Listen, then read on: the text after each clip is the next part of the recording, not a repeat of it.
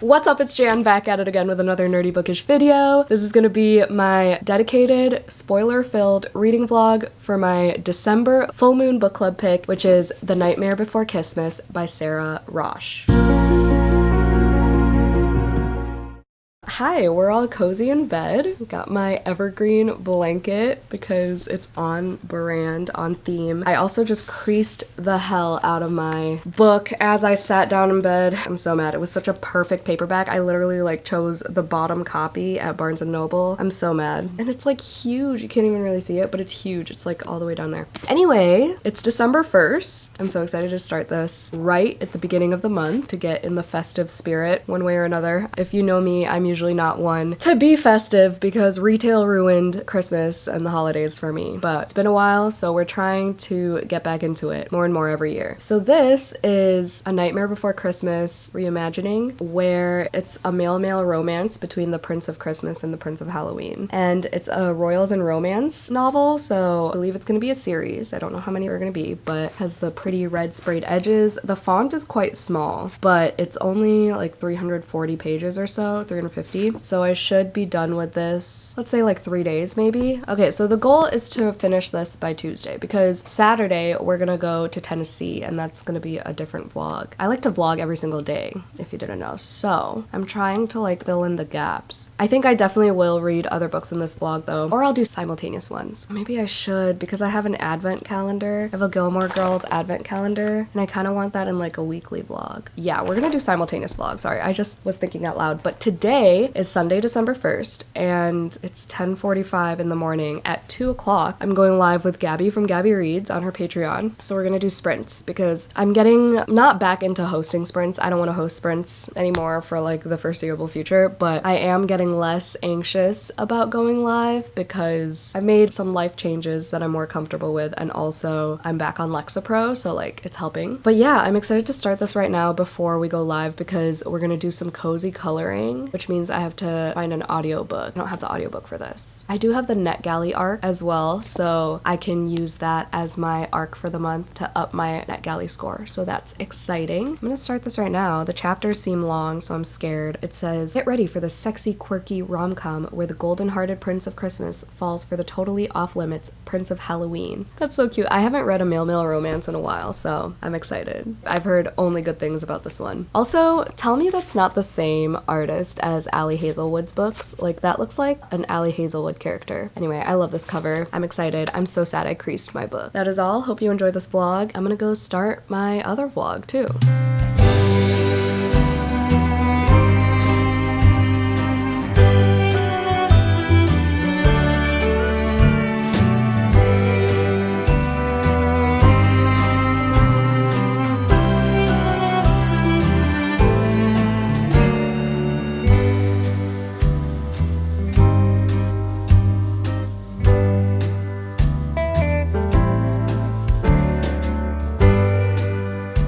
Okay, hey, hi, hello. I'm still on sprints with Gabby. We have 20 minutes left of our last sprint, and for this last 50 minutes, I chose to go back to reading physically, so I'm 5 chapters in now. Well, I'm just about to start chapter 5, and 75 pages in, so the chapters are not the shortest, but I will say there are some, text conversations, so those go fast, but it's not every chapter or a bunch of pages. It's only a couple pages here and there. The font is slowing me down, and I technically could just read it on Kindle Unlimited so I can change the font and stuff and be able to keep track of it because NetGalley arcs, you can't see page numbers typically, but I'm annotating, so we're sticking with the physical. It's okay. I mean, it's cute. Oh my god, wait, this is spoiler filled. Beautiful, beautiful, beautiful, beautiful. Okay, I almost forgot. So in the first chapter they make out, but they don't know who each other is. Did the Halloween prince know? No, they don't know. And our Christmas prince, Nicholas,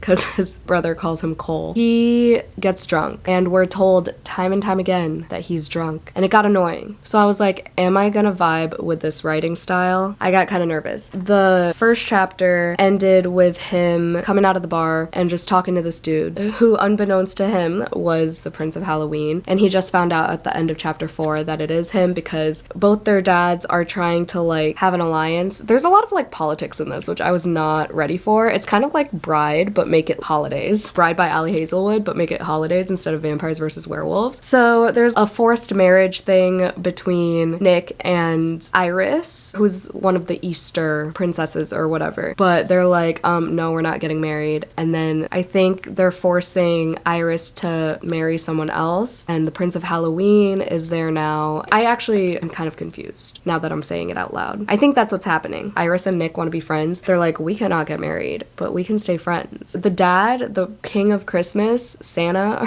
whatever, pretty much Santa, but he's called the King of Christmas. He is just a piece of shit who's just trying to be so controlling. Like, he even enrolled Nick into grad school for a program that he himself was in. Nick didn't even want to do grad school, and he was just like, whoa, this is news to me. Like, what do you mean? But anyway, the humor in this is really good. I've laughed a few times. Chris, the brother of Nick, he is so funny. He is literally me when it comes to like grammar. He's like, I don't fuck with wrong grammar. Stop mocking the English language. I'm gonna put an elf on the shelf in your room for every time you use the wrong your or the wrong there. It's just so funny. I love the dynamic among the siblings, but I don't know about the writing style just yet. I mean, it's easy to read, but it's just like, there are certain things that the characters say, like, fuck if I know, or like, fuck if blah, blah, blah, blah. It's just like kind of redundant. But we also find out that the mom left because she couldn't handle being Mrs. Claus anymore. So she left. So we've got some mommy issues. I don't know how this is going to play out in terms of Hex, the Prince of Halloween. Are they going to end up getting married? How out are they to their families? Because I think only Nick's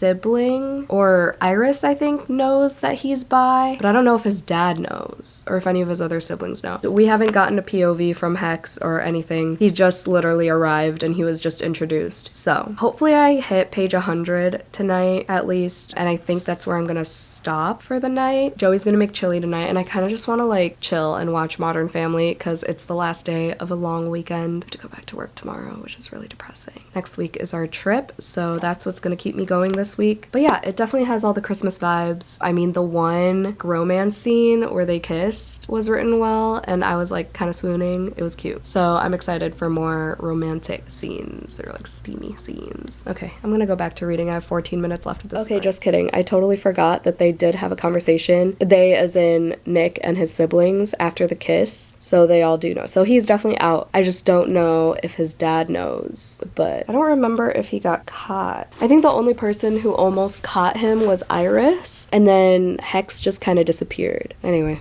okay. Hello. It is the next day, and I have an update, but it's 10 p.m. It's been a weird day. I had a family thing, medical thing, again last night, all night. Joey and I did not work today. Well, I worked from home half the day, and then we had an appointment to go to, and then we slept for 3 hours. So I didn't start reading until like 7. I finally got to page 200. I'm liking it. For now, I feel like it's gonna be a 3, which is really sad, but it could still be a 4 by the end because it is cute. It's just a lot more politics than I expected. Gabby and I were talking about it yesterday, and sprints were so fun, by the way, but she read this. I mean, she's not a fantasy girly, but even I am like, I was not expecting this much like politics and like world building in this. And then they throw in pop culture references, all these modern day things, and like celebrities. I mean, no social media has been mentioned yet, but other than that, I mean, I don't mind it. It's easy to follow because there's just, you know, the holidays are trying to form alliances and forcing marriages and stuff, and then Santa, the dad, is supposedly blackmailing, just trying to get his way with these other holidays. He's just a shitty person. Hex knows what's going on. Everyone knows what's going on at this point, and they're just trying to get through this marriage with Iris. Iris is just like, I know you guys are in love. I'll play along. Like, I don't give a fuck. There are a bunch of kisses that have happened. There was this scene where he goes over there to talk to Hex. His name, Nick, goes over there to talk to Hex, and they just have this like steamy kiss, and then they like pull back and resist because they like respect each other or whatever. Gabby and I also agreed on the fact that we both wish that Hex had a POV. I don't like single POV romances. I think it really does the story a disservice. I like being in both parties' heads, getting their perspectives and how down bad they are for each other. I don't like just seeing one side. And if I were gonna choose a side, it obviously would be Hex, because he talks about Halloween, and like it also mentions the Day of the Dead. Is it Muertes or Muertos? Dia de Muertos. So I do like that. That includes that part of the holiday as well, that cultural aspect of the holiday. But yeah, it's not the best writing. The font is so small. It takes me like 45 minutes to read 30 pages, but I mean, I'm reading it quickly because it is, you know, easy to follow, like I said. I know it's not going to be 5 stars, so there's that. Am I going to keep it on my shelf? Maybe, probably, just because it's cute and it's a unique concept. I'm surprised no one's ever done this before. I've never seen this before. A male Nightmare Before Christmas reimagining. So that's pretty cool. It seems like it's going to be a series of the different siblings. I just don't know what the plot line would be other than the romance for those siblings. Or it could be, you know, different holidays. It is a royals and romance, so it could be different princes and princesses of the different holidays. I have 144 pages left. Hopefully I could finish it tomorrow. I'm gonna read a little bit more today. Like I said, we took a 3-hour nap, so I'm not tired yet, but I do have to go back to the office tomorrow. It's been cold as fuck, and I just want to be cozy at all times.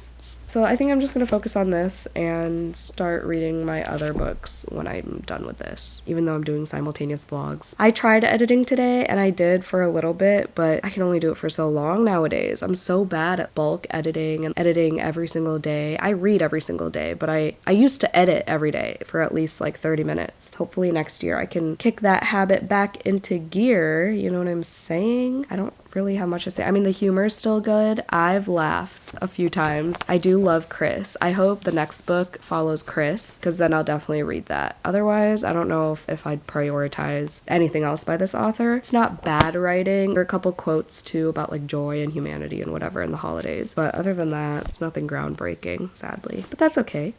Hi, it's once again the next day, and I have a little bit of a haul before we go into the Nightmare Before Kissmas. We have a library book that I almost bought, but I resisted, because I'm going to try to be better about that if I know it's not going to be one that I would reread. But this one was so iffy because the cover is so cute. Anyway, Kiss Her Once for Me by Alison Cockrum, the author of The Charm Offensive. I made a reel for work and I used this, and I was like, I remember my friend Noelle really loving this. Maybe I should just get on it. And I read some out of context quotes, and I was like, I think this is something I'd want to annotate. Maybe I'd actually reread this, because everyone's saying it's their favorite holiday romance and it's sapphic and everything, and it's super cute, super cozy. They have a meet cute at a bookstore, and I love this girl's outfit. I'm gonna try it from the library first. If I really feel like it's a 6-star book, I will go buy it instead. And then I have my book of the month box, and I think I'm gonna read this like tomorrow.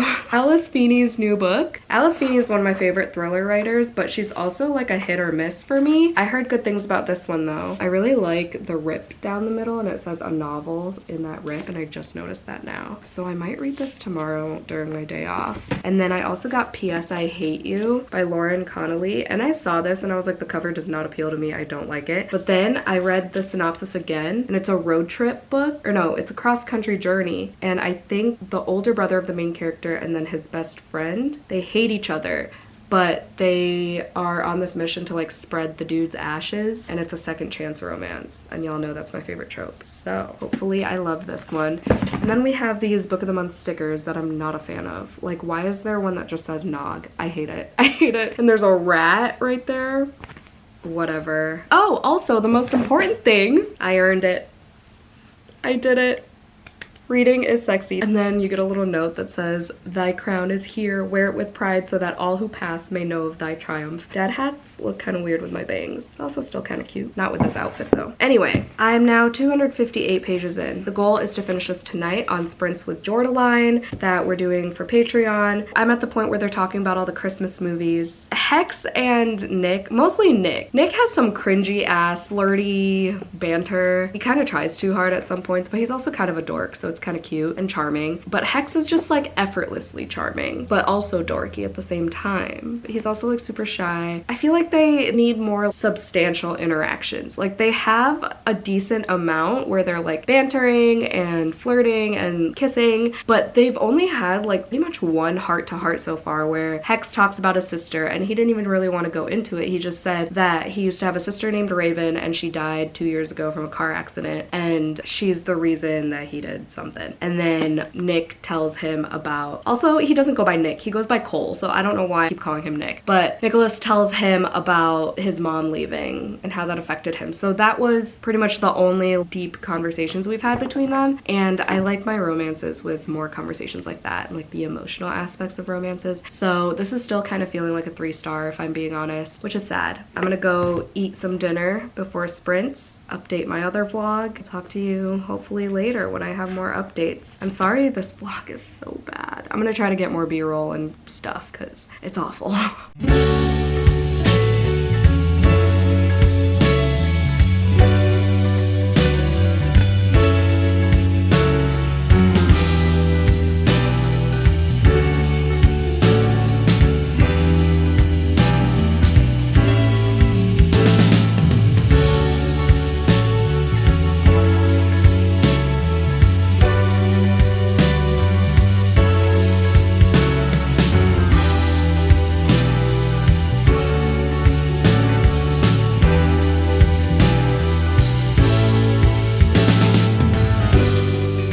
Okay, I'm sorry, but what the fuck does Mephistophelian simplicity mean? So they're like getting it on, and Hex goes, Cole, kiss me. And the response was, you're not asking for me to just kiss you. And Hex says, no, he says, with Mephistophelian simplicity. What the fuck? Wicked. Fiendish. Okay, that's interesting. Oh, okay, so Mephistopheles is a devil in medieval legend and later literary and operatic works, to whom Faust or Faustus sells his soul for knowledge and power. There's your fun fact. Okay. I've changed into comfies, but this is the first time that I'm actually like squealing swooning. But first, I just have to say, it gets cute and like steamy, and then Cole gets all cringy in his head. Like they're, you know, about to get hot and heavy. They're about to touch each other. He goes, it's so easy to create gods or monuments of importance or cruxes of joy, and I've done that for him now. I am his most fervent steward. But he looks at me like he's created a god of me too. And it's like, why do you have to take it there? You know, just let it happen. Stop like waxing poetic in your head, or keep it to yourself. Like, why am I reading about it? And then another time he asks Hex if he's ever done this before, if anyone's done this to him before. And Hex is like, I've given but never received. And Cole was like, what? You said you were with one other person. They didn't like finish you off? Hex is like, is this really the time, dude? Like, really? And Cole goes, absolutely. I say like I'm swearing an oath to him. And it is an oath and fealty and acquiescent devotion. Again, why do you have to be so dramatic like that? It just like ruins the moment, you know? But then they do have a moment because he tells Cole about the other guy that he was with, and it was after his sister's funeral, and it was her boyfriend that he hooked up with. Hex was like, why are you so pissed that he didn't reciprocate? This is the cute part. Cole was like, reciprocation isn't the point. I'm upset he didn't take care of you. And then he like plunged his fingers into his hair to let touch be a reminder that he's here with me now and what we make will be good. And then he goes, that guy was an asshole, sweetheart. Let me show you how you should be treated. Yes, that's where it's at. There we go. 271 pages later. I'm swooning. I don't think I breathed reading that entire sex scene. Might have just earned another star.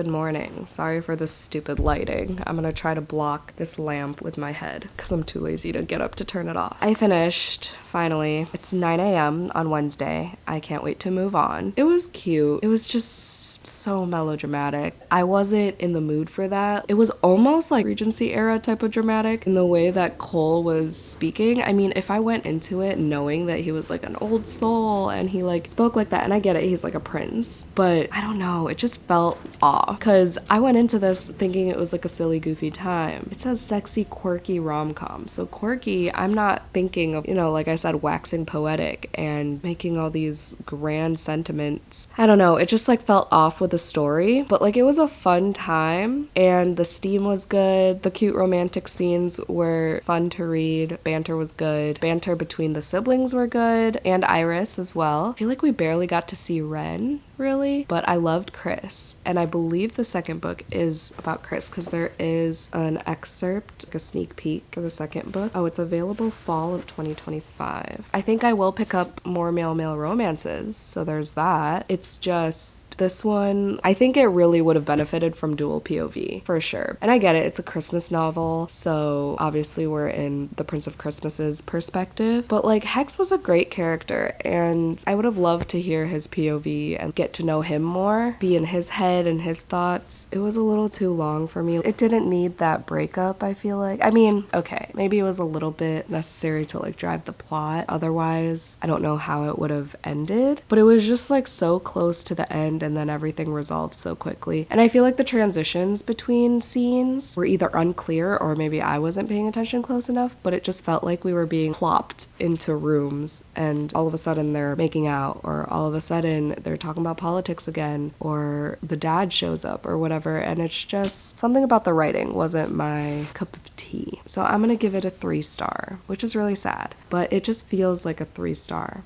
That feels right. It feels incomplete almost, just because we were from a single POV. I don't remember the last time I read a romance with one POV. It just gives a more well-rounded story when there are multiple POVs. I appreciated the humor and the characters, so it's a solid 3. Sorry this vlog was so short and like not as Christmassy as you might have expected. It's because I'm doing a simultaneous vlog, like I'm opening my advent calendar over there. There's a Christmas tree farm right across the street. I mean, there's no point in me being there, but I think I'm gonna go over there and like take a picture with Christmas Tree Farm by Lori Gilmore, just for the aesthetic. Should I do a fun fact? What should I do a fun fact about? I really loved when the jack-o'-lantern popped out of nowhere. They explained most of the magic. I feel like there was just like random, like why did we need that reindeer racing scene? The magic was just like, it didn't feel complete. Like nothing felt complete. Other than the romance. And like Iris was just like, I'll figure my shit out. Cole thought that the mom was gonna be at the wedding, but that got resolved within the same page because Ren didn't send the invite or whatever. It just felt weird. I'm kind of disappointed, but that's okay. I feel like I haven't given my complete spoilery thoughts either. There were just so many cringy lines